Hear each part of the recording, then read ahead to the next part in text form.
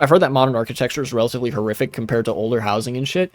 Yeah, there is some modern architecture that looks good, but there's also a lot of it that's just for the sake of cheaping out on construction costs and materials. And obviously cost is a valid factor when you're thinking about like building a city and stuff, but like a lot of it really does just look very uninviting and plain, and honestly reminds me of the kind of shit that the Nazis would build, just using less sturdy materials. Like if you see some of the architecture from Nazi Germany, it's very bland and like alienating and just not like good. Like it's just very poorly designed and not aesthetically pleasing in any meaningful way.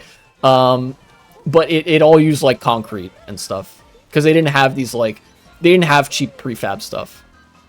So that's what the construction is now.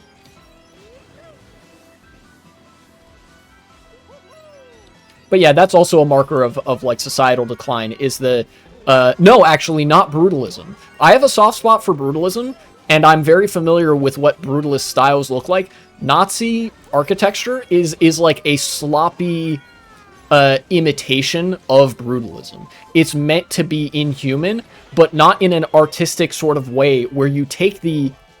Yes, eco-brutalism, my beloved.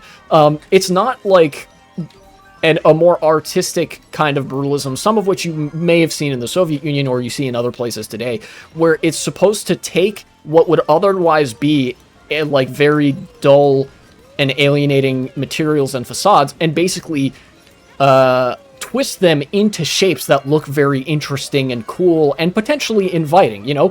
Brutalism is like a challenge, and a good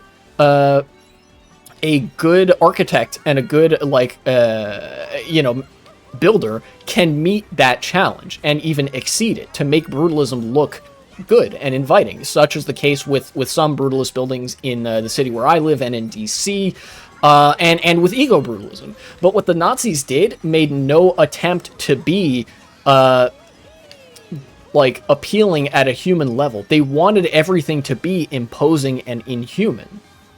So I wouldn't even necessarily call what the Nazis did brutalism. I genuinely think that would be like an insult to brutalism and brutalism enjoyers, such as myself. Industrial brutalism? Yeah, that's one of the brutalist styles of like the 20th century that I think can be made look good. The only thing fascists know is power. Yeah. Remember the holiday resort they tried to build? It looked like post-Soviet flats, Lamau? Yeah. Yeah, Nazis are anti-art, so they're incapable of producing good art. That's why they had the museum exhibit for degenerate art. Because everybody loves that shit. Nobody likes Nazi art.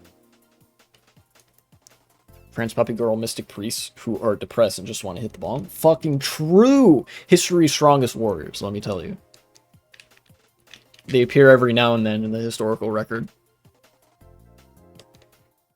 In a way, I do kind of also like the ability of brutalism to be big and imposing, but I think you can use that. You can use that to basically make it a monument to human construction and achievement. You can make it a very human thing if you're making like dwellings that are brutalist with basically like, you know, these warm colors of like rock and concrete and stuff, where you say, look at the kind of massive structures we are able to build for people, not necessarily for you to look at from a distance, but for people to use, to live in, and like, you know, I guess this is where you get a lot of eco-brutalism, is that it's not just the building. It's like you use the materials and aesthetic of brutalism to build the sturdiest skeleton that you can find, and then the sturdiest skeleton that you can, and then you fill it with warm colors, with plants, with life, and with social character, and with, like, you know, all sorts of stuff. And that, I think, is brutalism done right.